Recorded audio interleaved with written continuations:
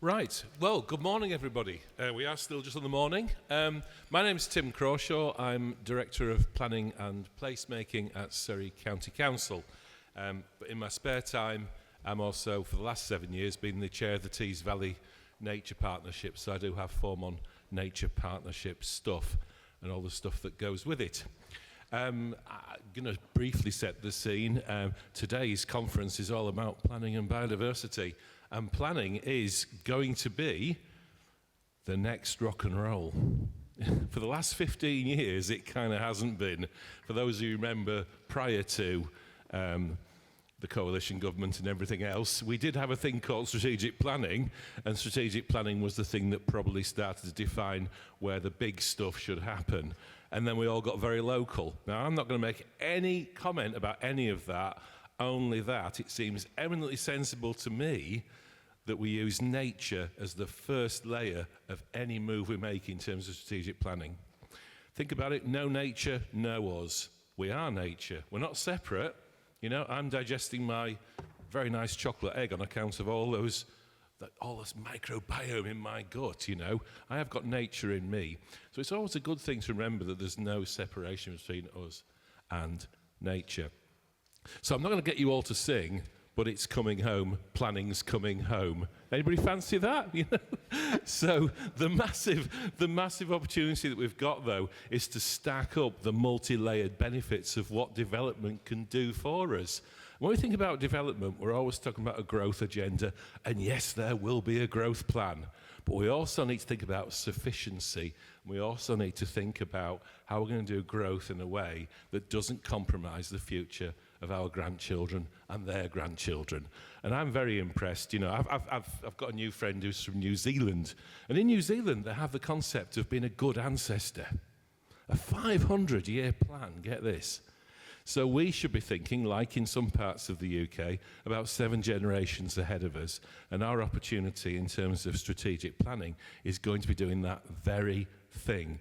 Because for me, the work we do in planning is making the world a better place, one plan at a time, one policy at a time, one decision at a time.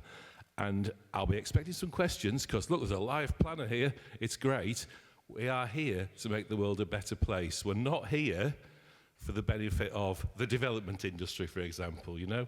Many of us are working passionately, both in the private and public sectors, to try and get the best outcomes for people, planet, and nature.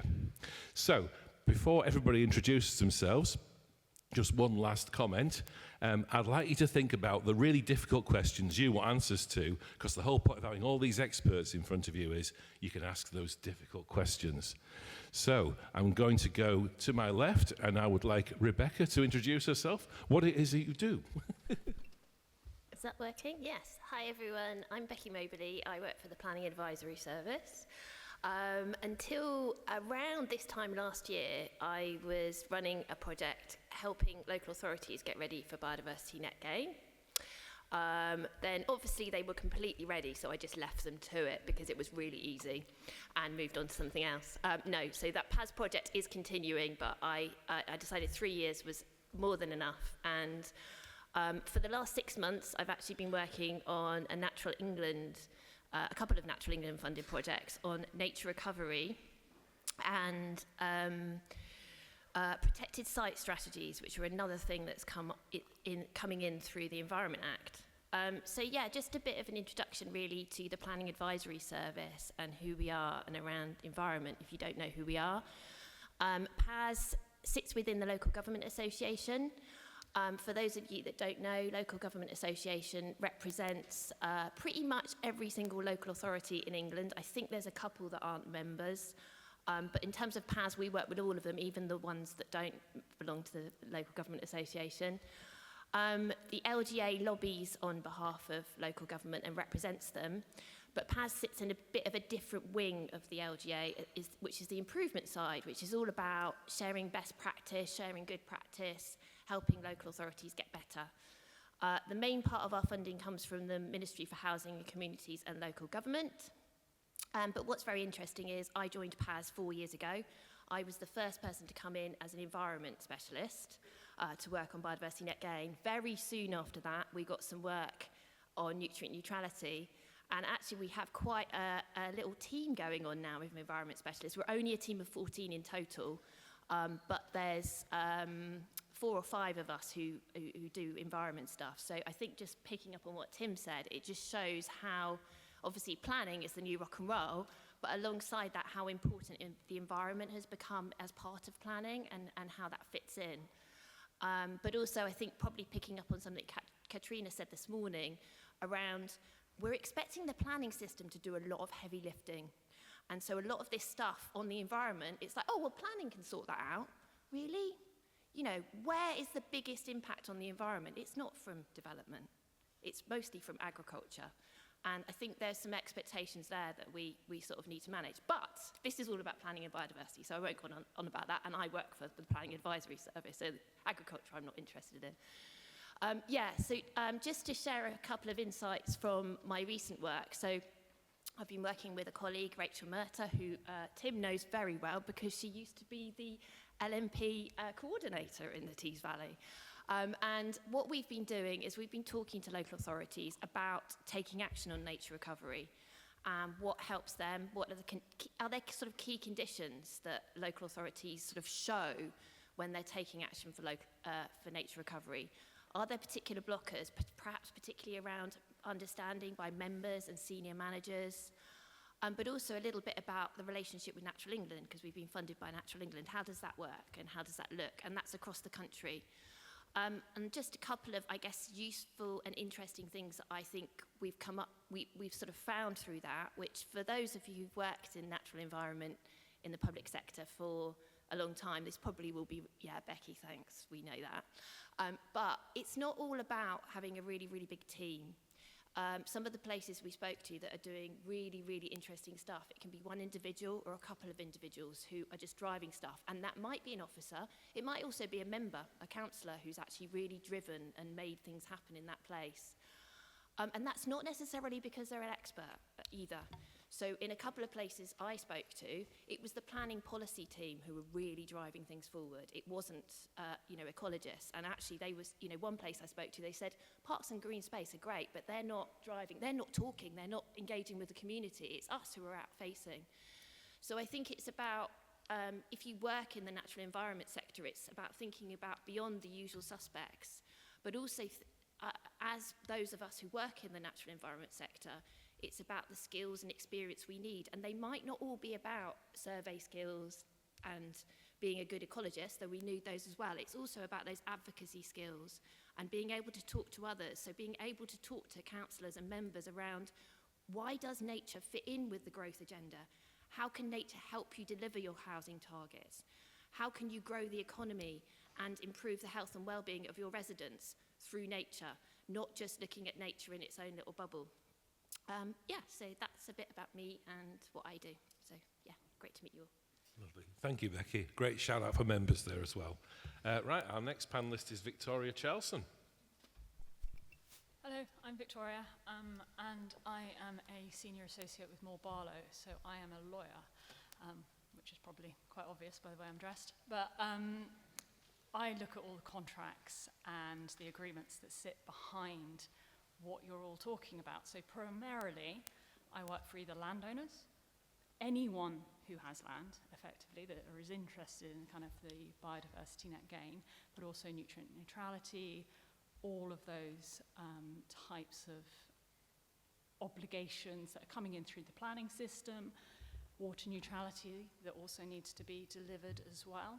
And I also act for the developers who are looking to achieve planning permission and therefore need to deliver the necessary biodiversity net gains on their sites, either on-site or, if they can't achieve it on-site, so off-site. So we sit in the middle. We act for the landowners and we act for the developers, obviously not on the same sites, because that would be a conflict of interest, but we look at the agreements, and that can be the Section 106 agreements that the landowners need to enter into with the LPA or a conservation covenant that they need to enter into in order to secure the land for the 30 years to deliver those biodiversity net gain increases to produce the units. We also look at the agreements that can be between the landowners and the ecologists, or the agreements between the landowners and habitats banks, depending on how the deal is effectively structured. There are different ways to do it. Some people lease the land. If they're a farmer, they might lease the land. Other people want to have more control, and therefore they'll have an agreement with an ecologist, and the ecologist will tell them what they need to do, and there's obviously legal agreements that need to sit there so that everybody's doing what they need to do if something goes wrong, which is why you always need the lawyers. And then for the development industry, for the developers, obviously Section 106 agreements, if it's on site and the LPA want to have obligations in relation to monitoring, because obviously the condition that is applied to the planning permission that relates to BNG, there are extras that may need to be captured in a Section 106 agreement. So those are the obligations, so if there's on site, or if the application at the moment says for self-build, and maybe something is going to change in the future, the LPA might want to enter into a Section 106 agreement for that purposes, to make sure that if then BNG is needed to be delivered, there is something within the agreement at that place. And then we also advise on the agreements between the developers and the landowners. So if they can't achieve their 10% or 20% net gain, depending on where they are located, they will have to obtain the necessary units off-site. And so we look at those purchase agreements in purchasing the units, because they don't want to go to statutory credits because it's very expensive, and it's obviously the kind of last resort. So that's where I sit. I'm planning. That's my specialist area. So I work closely with a number of other colleagues within the Moore-Barlow team. So we've got obviously the property, who will advise on the leases, but I'll be sitting in the background explaining effectively the process behind it and where it all sits, so everybody understands where they are, and also the risks involved from both parties, because that's part of it, so understanding that. And our corporate and commercial teams also advise on the more commercial aspects of any deal. So that's me. Lovely. Thank you very much, Victoria. And to my right, I have Mike Waite. Oh, it was on already. There we go. Yeah. I'm Mike Waite. I'm Director of Research and Monitoring with Surrey Wildlife Trust presently. I'm also the chair of the Surrey Nature Partnerships Biodiversity Working Group. I've been doing that for a good 5 or 6 years now, actually. So I've been a professional practicing ecologist for over 40 years, actually. I'm older than I look. And I started my career with what's now Natural England, Nature Conservancy Council it was back in those days, a long, long time ago. And the very early days of consultancy, ecological consultancy, when that really started growing in the 90s, did some of that.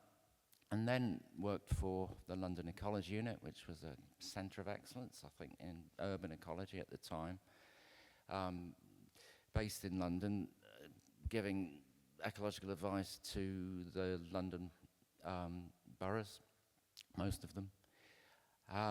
One of the key strands of that was in planning. So I did that for a long while, and then we became part of the GLA, the Greater London Authority, that's been mentioned already this morning, and in the environment team there. So I've had a long road with this area of biodiversity, nature conservation in the planning system. With Surrey Wildlife Trust, I've been doing making responses into DEFRA consultations on the emergence of all sorts of things over the last 10, 15 years. Certainly witnessing the emergence of biodiversity net gain. And most recently, been looking at this new land use framework consultation we've got on the table at the moment. And that's been very interesting, actually, because, Surrey is a very unique county area, administrative area, and it's certainly not, it's unique. And a lot of those headline statistics they have for land in agriculture use, what have you, really don't apply to us in Surrey. We've got very small contributions to those national stats, and making a land use framework that works with our demographic is going to be very interesting indeed. I've also been helping out quite recently with consultancy into the local nature recovery strategy, working with Adam, heading up the species prioritisation of that specifically. Lovely. So that's me. Nice one. Thanks very much, Mike. And then finally, Adam. Perfect. Is mine on? Yeah, so I'm Adam Brown. I'm the local nature recovery strategy lead, and it's my great privilege to try and birth the first LNRS into being. It very much has felt like a birth process over the last couple of months. So that's what I'm currently doing. My history is very much, I consider myself a conservationist rather than an ecologist, which I always feel is a bit nitpicky, but I'm rubbish at ID and surveys, but I'm very good at GIS and spatial planning and landscape planning. So, very much consider myself a conservationist. That's also, it might just be this. Hello. Yes, so my history largely been split between sub-Saharan Africa and the southeast of England, as you usually do. But spent most of my career over the border in the South Downs National Park just after it was formed, and really cut my teeth there on working on ecosystem services and natural capital development. So they were the first local plan to have an adopted ecosystem services policy, which was really forward thinking at the time, and then sat on a lot of the modelling work that I was involved in, and then through that process as well, ended up as an end user on a lot of academic bids, as they all needed to show real life applications in terms of the development of the various ecosystem service models that were being created, and many of you may have used. Then sort of carried that experience then into work at WWF, where I went more into the corporate realm, so worked a lot on our corporate partnerships, mostly with beer companies, which my family thought it was a joke when I told them I was making beer more sustainable in Africa, because it was a combination of all my favorite things. So I did a lot of that, and predominantly working on water stewardship actions and in terms of how businesses could de-risk their sort of future portfolios based on investment in landscape action rather than just building more wells. And then was doing similar things as well across this country as well. And then from that went into the sort of process of the acronym hell of the Task Force for Nature-Related Financial Disclosures and the Science-Based Targets for Nature Initiative, and all sorts to try and again formalize all those sort of decision-making processes for corporates into de-risking their own supply chains using nature, or against the sort of risks of nature depletion. And then, more recently, over the past year and a half, I have been trying to bring the LNRS forward, and I think I've met most of the people in this room over the past year through that engagement process. And so, that's mostly what we spent last year doing, going out, meeting partners, talking to as many people as possible about what everyone's ambition was for nature in Surrey, and then we spent the past couple of months trying to bring all that information together into a cohesive set of priorities and measures, and now I'm firmly in a cupboard trying to map all those measures and put them into some sort of, again, understandable spatial layer that we can all use at the end of it. And so hopefully we will be finished for public consultation anyway in the next couple of months, and then it will be fully published later on this year. Awesome. Thanks very much, Adam. So, we have an expert panel at your disposal. Questions, please. Our roving mics are out there. Can I see any hands? Lady in the pink cardigan.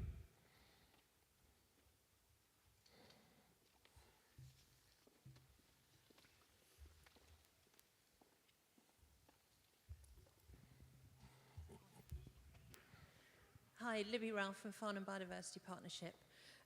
We've heard a lot of good words this morning about strategic plans, which is great. Some of those words have then been tempered with phrases like willing landowners. Mike touched on one of the elephants that Surrey has, which, when we look at development, a lot of that goes on agricultural land. We have more land in Surrey under golf courses and horse grazing than we do under true agriculture. And how prepared are we to look strategically at what we would like to do and then see how to make it possible, rather than talking about willing landowners? Okay, I think that's probably one for you, Mike, to start with. I'm not sure, actually. Well, yes. I mean, I do sense in the land use framework consultation there is pushing rather than push needs to come to shove in lots of ways. So sticks more than carrots could, you know, it could become more of a mechanism. It's hard to say. I would hope mechanisms like biodiversity net gain will become a real incentivizer for repurposing land, for nature recovery at least, that will shift the inertia that we see and seen for so long in terms of land use in Surrey. So I think it's going to, we'll see more active, proactive mechanisms for making stuff happen on land come the future. I'll just come in a bit. Yeah, sure. It is a really difficult prospect because farmers, obviously, at the end of the day, they are a business, but they are also stewards of the land. And a lot of the work we are doing in terms of nature recovery, you're pushing on open doors because that is how they consider themselves.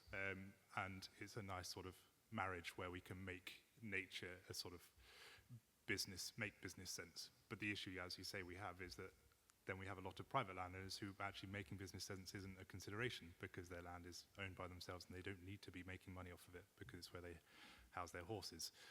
Or, for example, golfing may or may not be their, nature recovery may or not be their number one driver. But both of those areas we have highlighted, or partners have highlighted as key areas, and we are doing work packages on both of those. So we have specific members of the Wildlife Trust working with golf courses, trying to work on the roughs and the areas where it doesn't need to be extremely closely cropped, and working on what sort of planting they have there.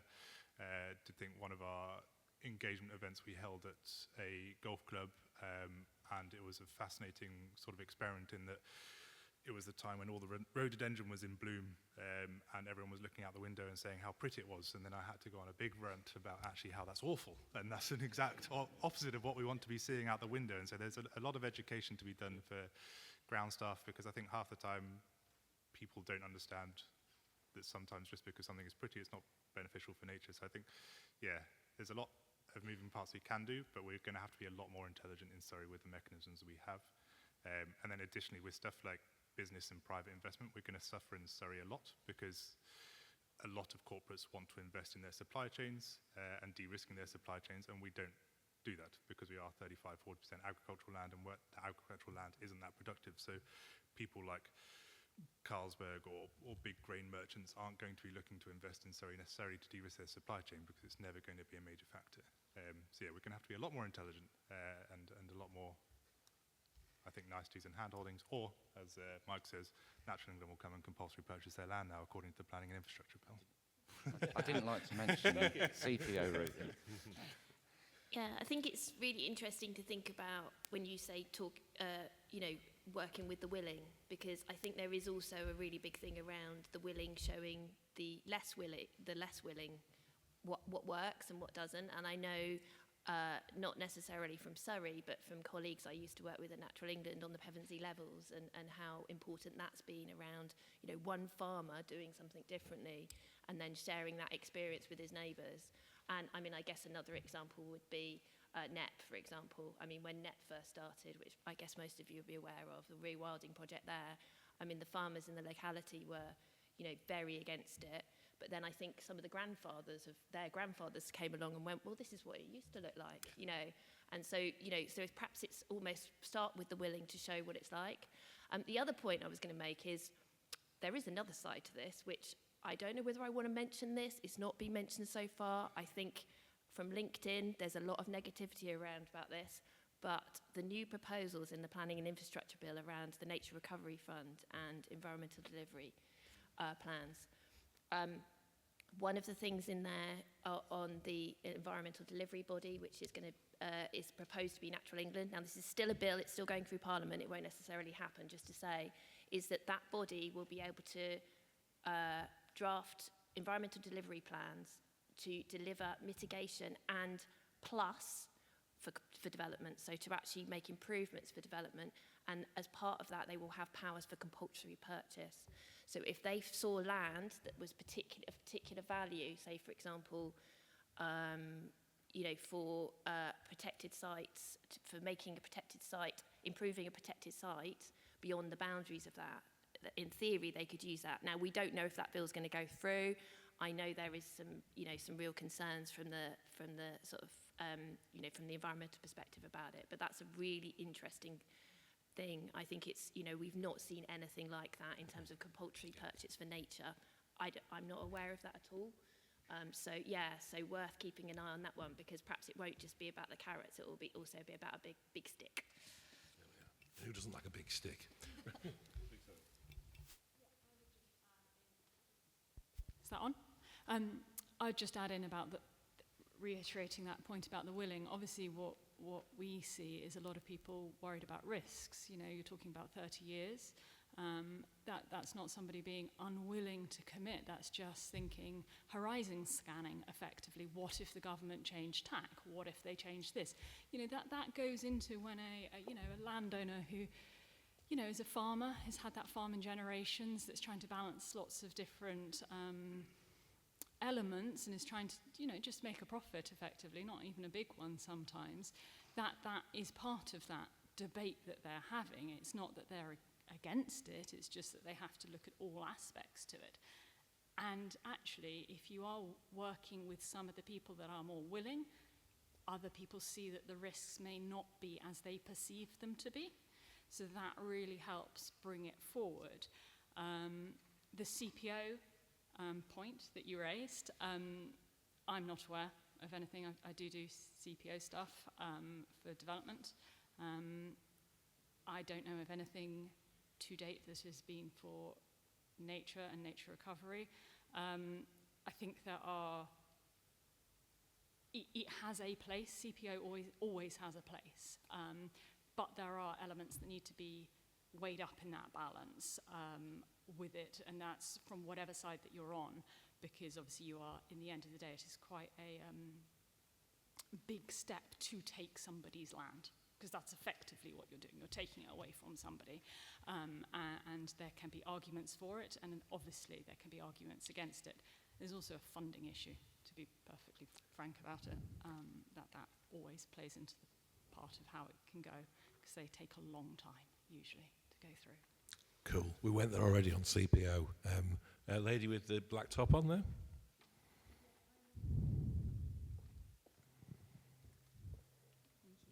Regina Colt from Surrey Amphibian and Reptile Group. I've been watching several documentaries online. My question is it always detrimental for the profit margins for a farm if they do things in a biodiversity-friendly manner? Because I have actually seen the opposite, you know, for instance, in projects where beavers were introduced, like in America, or they changed the grazing schemes where it actually helped the farm. They improved, you know, their profit margins. Or for instance, I'm thinking, you know, if you were to farm in a more biodiversity friendly manner, you might not need to buy so much fertilizer or pesticides. So I'm just, has that been addressed or looked at? Lovely. Okay, who wants to take this from the panel on regenerative can- farming? You go for that, Adam? Yeah? Yeah, I can take that. But yeah, exactly what you say. One of the interesting drivers was when the war in Ukraine broke out and nitrogen and other fertilizers went absolutely through the roof. We suddenly saw a lot of farmers decreasing the inputs that they were putting into their farm. And it was sort of exactly as you were saying, although revenues and perhaps yields did drop slightly because input costs went down, their profitability actually increased. And there are similar things, so Pasture for Life have done quite a lot of studies on that. So there are benefits to it, but then there are also downsides to that, because although profitability has gone up for that farm, yield has gone down. And when you look at the land use framework, for example, a lot of the reduction in agricultural land that they want to see across the country is going to be made up with productivity increases that they are planning on being increasing at the same rate that they have been recently.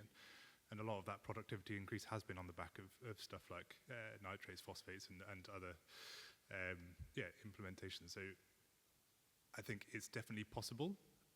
I think the issue is it's going to have to be considered in the round in terms of food security and actual yields. So it's a really complex thing. So where we can do it in the right place, definitely. And I think if you look at those already low productivity areas, which is a lot of what the NRSs are doing, and what the land use framework will likely do, we can definitely look at that. And also for a lot of those habitats that we do want to input, they do all require management in some way. And if you look at the work Putnam have been doing on their heathland recently, the Hampton estate, they've been grazing using no-fence collars and producing incredible beef off of their heath, which for several decades hasn't been grazed at all. So I think there's really good opportunities for benefits, but we just have to taper that with, we do also need to have food security and feed our nation and all that sort of thing. Nice one. Thanks, Adam. Anybody else to contribute to this one? No? Just say one other thing was released this week, looking at the profitability of dairy farming as regenerative, and that was from WWF, I think. So. Cool. Lisa, you had a question, yeah? Sorry, but come to you in a second. Yeah.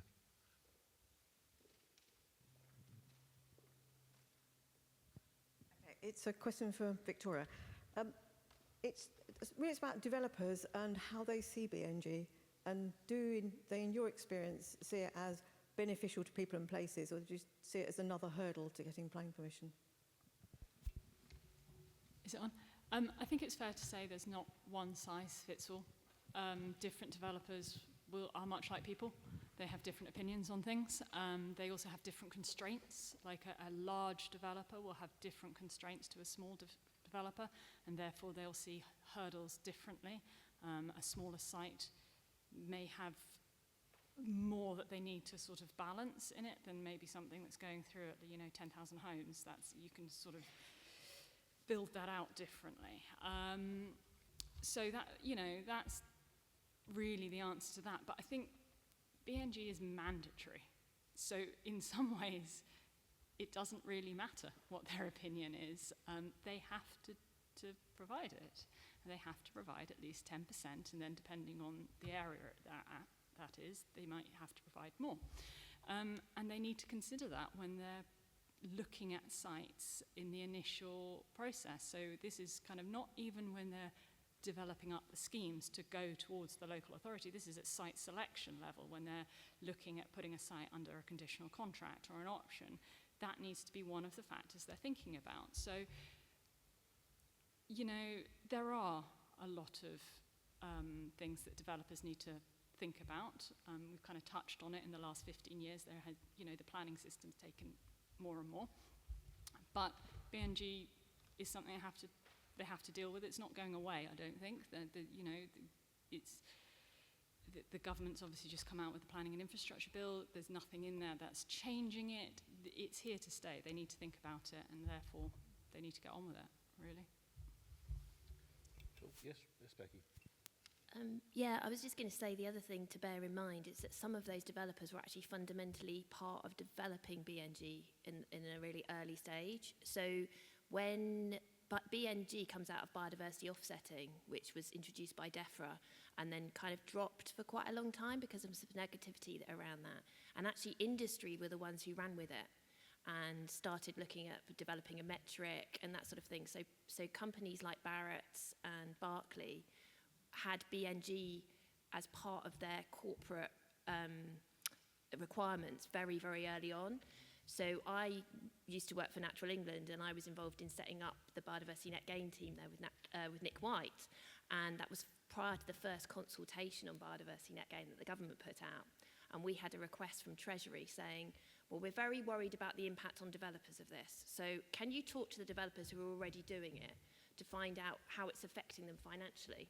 So we had some meetings with the developers, and they were like, well, we haven't got the costs. We haven't worked out financially because we just know it makes sense, because we get communities on board. It helps us sell our homes, you know. And it was really interesting because they hadn't costed it up at all, which didn't help us with our conversations with Treasury to persuade them it was a good idea, because we didn't have any costs. But yeah, it's worth bearing in mind that, as Victoria said, there's a real mix there. And I mean, when I was working with on the project with the Planning Advisory Service on BNG, we did a lot of work with developers. And like with local authorities, there's a real range. There is with developers, and some of the work, particularly done by the Future Homes Hub, has been, you know, there's been developers there who are really, really pushing to make it happen and really recognising the importance of it. I think even with the smaller developers, when I was working with them, there was a recognition that, and I've been to a few developer conferences, and there was very much, yeah, it might be difficult, but they recognise we're in a crisis and that we need to do something about it. And they might not think BNG is the best fix for it, but nobody was saying we definitely shouldn't be doing anything.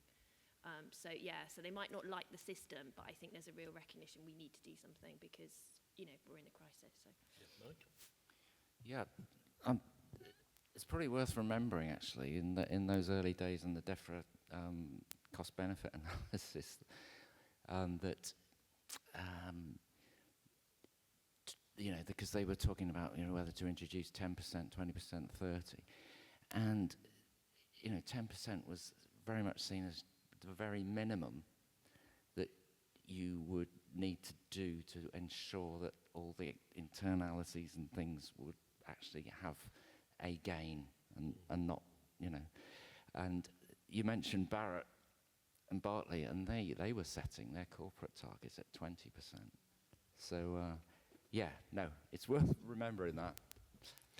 Nice one. Ryan, you want to pop in?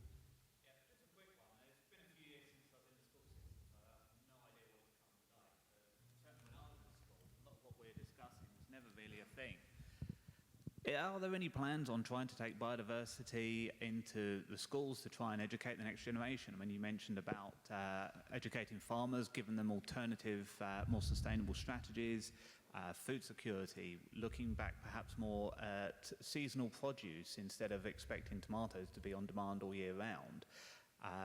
Anything like that from the educational side? Well, you may have read this week that the government's planning on introducing a GCSE in natural history after years of lobbying. But would anybody from the panel like to add any more to No, I was just going to say Good exactly news. that. Yeah.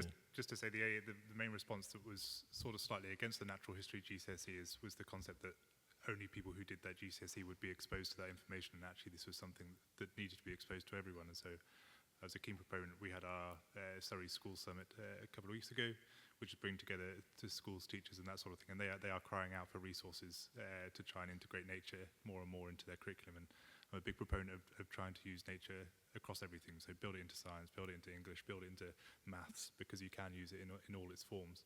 And it will, yeah, hopefully to bring that sort of solving that nature disconnect that we're seeing more and more, both in young people and I think middle-aged people now as well, because we've all grown up a bit. So yeah, I think natural history GCSE is exciting and a really fun place, but the worry is that will take pressure off us trying to integrate it into broader parts of the spectrum. But that sort of generic education came up again and again in our engagement. And when I give presentations to non-naturally focused people, the most often comment I've had over the past few years is, I didn't know it was this bad. And it sort of makes me smack my head against the wall, because I'm like, how can you not know it's this bad? I thought we were shouting this from the rooftops, and actually I live in a bubble, very much so, because most of my friends are nature-based people, but that message isn't hitting the ground, and so we do need to reassess what we're getting wrong here. But then equally, from one of our engagement, we did an engagement session specifically with young people. One of the comments we got back from them was, it's all doom and gloom, and so they're switching off. That was more specifically about their climate change. They said they weren't having too much on the sort of biodiversity crisis, but very much on the climate crisis. They said that they were being pummeled with it at school to the point that they felt disempowered, they couldn't do anything about it, and so they'd just rather not engage with it. And so there's definitely a balance that we need to strike somehow. Okay, Becky? Yeah, so this is not speaking as a professional, it's speaking of a parent of 2 teenagers. So I spotted a post on LinkedIn about a year ago from somebody whose child was doing geography GCSE, and they were horrified by what it said about climate change. And immediately, my daughter at the time was also doing geography GCSE, and from what she'd said to me, I thought, I don't think she's learning the same stuff. There seems to be a huge variation between the exam boards on that. So I would say from my experience of my kids doing geography, that is where they're learning this stuff, particularly around climate, but also biodiversity loss. Really, really interesting stuff they're learning. That particular exam board seems to be really good, whereas the person who posted it on LinkedIn, their exam, I mean, it was stuff that was like 10 years out of date, talking about there's a debate about climate change. It was literally, whereas, you know, the stuff, they've been learning. So there does seem to be a real variation in the exam boards. But yeah, really take on the point about the natural history, and does it sort of separate it out and how to integrate it better. I think it probably depends a lot on primary schools as well. And, you know, there's a lot of schools declaring themselves as sort of nature-based schools, and that's quite interesting, but it's not a coherent thing across the board. But yeah, that's not anything I'm involved in professionally. But yeah. Excellent, lovely. No, fine. I have nothing to add. Okay, lovely. Lady with the black top and the badge on there.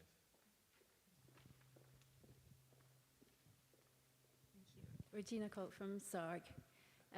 So with the large-scale planning strategy, my concern is, so if we have a little local pocket of habitat that is very precious, known to the local people, and the local people would like to fiercely protect, I just fear that that's just going to get, well, you know, it's not important to us at the top level, strategic level, you know, that's nothing. I'm worried that that's going to just get wiped away, and can you reassure me?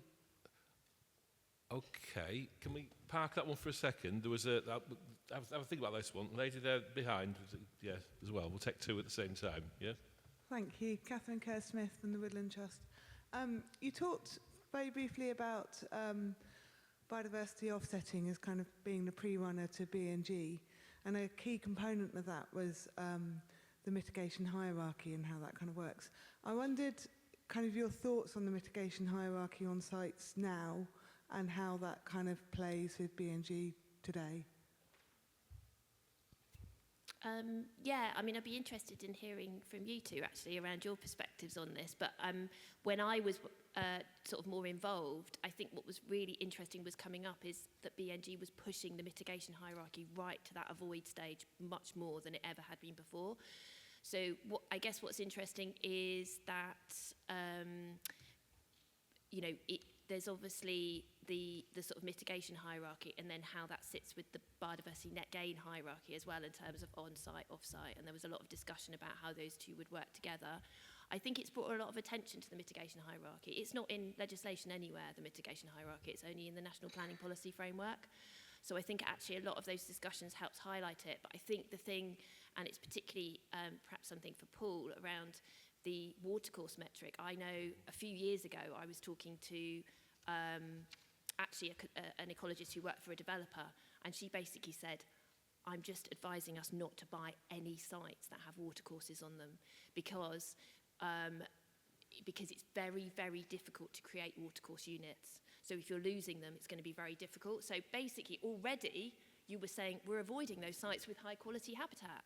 And I think that's what the thing, because if you're a sensible developer and you're looking at, you know, purchasing land, you will not buy something that has high quality habitat on it, because the cost of having to mitigate for that, and particularly if it's a very difficult habitat to create, you'll end up having to buy biodiversity credits, which are very, very expensive.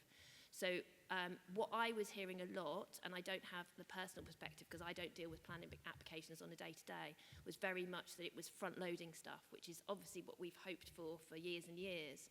So really positive, but I guess there's probably other people in the room have more sort of actual experience of, you know, whether that's happening in, yeah.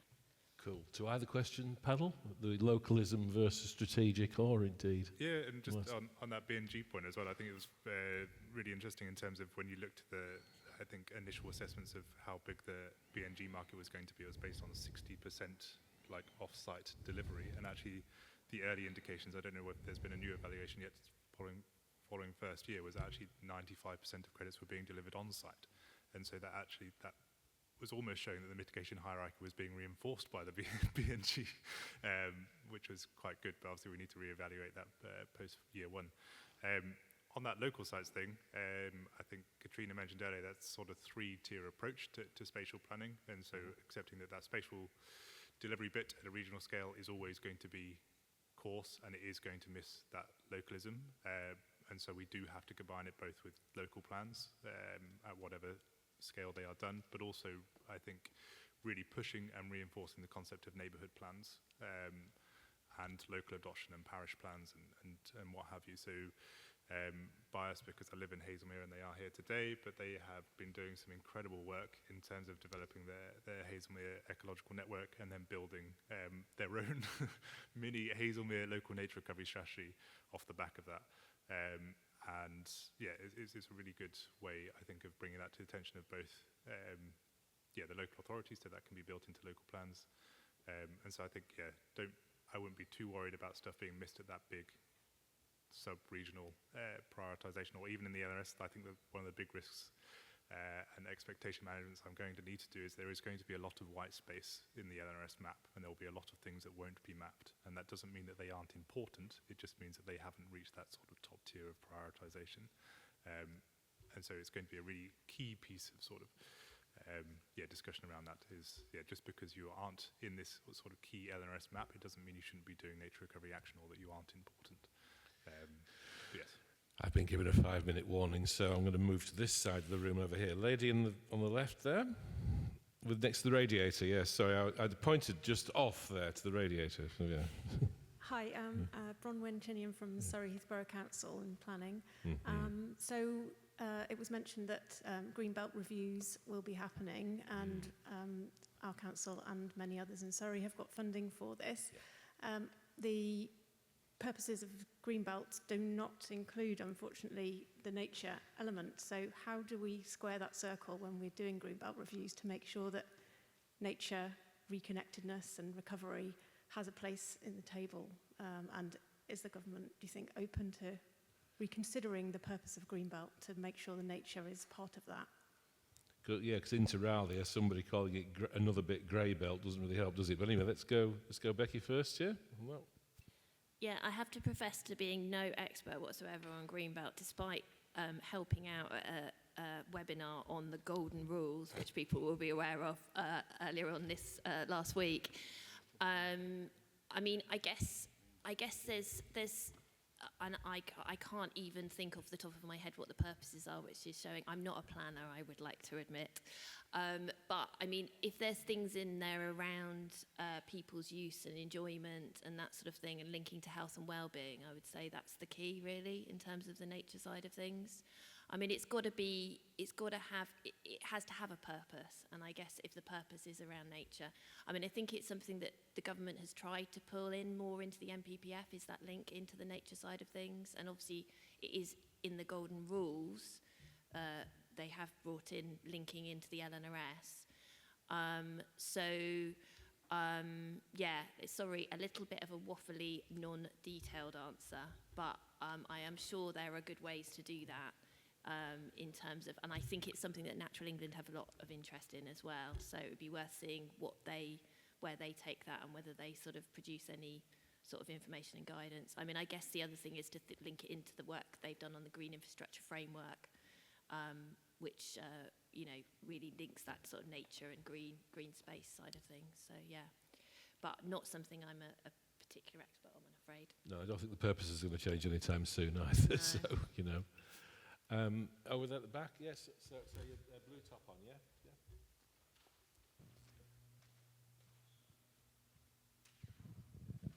I was very interested where you said that some of these habitats, particularly the watercourse ones, are really, really expensive. So how expensive is lowland fen and chalk streams? So is there a way of giving a value to the local authority to say, actually, what you're doing is destroying something which is actually very valuable for you? I don't have the list of prices, but the statutory credit scheme, they're all priced up. So you could just look that up online. So I suppose just to explain that. So there is, biodiversity net gain has a hierarchy within it, which is that you should be creating, where you're, so you have to produce, you have to have 10% more than you had on the site to start with. So obviously the best way to do that is to avoid impacting on the habitat on site at all, because then you just do a little bit more than you had. You've got, but usually when you're doing development, you will impact on it. So the next step in the hierarchy is where you have to create on-site. If you can't get up to your 10% on-site, you go off-site, and preferably as near as possible. And the way it's calculated through the metric prefers it to be as near as possible. As a last resort, you go to the statutory credit scheme, which is run by Natural England, and that's where you've got this pricing. So for buying on-site and off-site, those prices won't be as high as the statutory credit schemes because it's meant to be a last resort, but that at least gives you an idea of the relative prices for different habitats. Does that make sense? That means that Moore Valley and Guildford, where they've got these chalk streams on their land, and also Surrey as well, because the highways area is there. This is valuable land, which is effectively is not being managed properly. The value isn't being realised. So at least if you're going to build on this fen, at least make sure the mitigation is local to the site, and where the local authority actually owns the land, why can't that be the off-site mitigation? Well, the hierarchy would suggest that the mitigation should happen on site in the first instance, but that's a detailed question that I think we'll probably have to, because I've just gone to 5-minute warning, so I'm not dodging it. But very quickly before we leave you for our panel, in a very, very few words, in your opinion as panellists, from your point of view, where should organisations such as Surrey Nature Partnership be focusing their efforts? Let's push it off from the shore for another year of fantasticness. Well, there we go. What a question. From my point of view, I think it's talking to people, it's connecting people, it's realising it's here to stay, it's making sure that they, the willing are encouraged to do it so that they can show the other people that may be slightly more apprehensive what can be done. And I think that's it, what can be done, because people think of what has been done, and sometimes there are innovative ways in achieving this biodiversity net gain. There are different ways of achieving it, and using the data as well. The data that we have now, that we heard about today, that data is coming forward and will help drill down onto those places of real significance, that where we can really have a real impact, we can really achieve good things. Cool. For everyone. Really good. Knowledge management, there's one. Okay, Becky? Yeah, I would say, picking up on that, keep working together. I think let's not see this as us versus them. How does and that's the key value of a partnership, is it brings everyone together, and it's really great seeing such a different set of people here in the room from all sorts of, from public, private sector, local authorities, developers, but we need to work together if we're going to make this work. We don't need to have developers versus planners versus local residents. We need to all work together to make this happen, and particularly with the growth agenda that's coming through, how can we make that deliver for nature alongside it? And the only way we'll do that is by working together through a partnership like the LNP. So keep up the good work, guys, I'd say to the Nice LNP. one. Very few words, Mike, and then Adam. Yeah. I think given all the churn that's coming with local government reorganisation, devolution and what have you, we need to make sure that we retain the good, hard-fought, hard-won policies that we've managed to achieve on nature recovery in local plans to date. Nice one. Brilliant, Adam.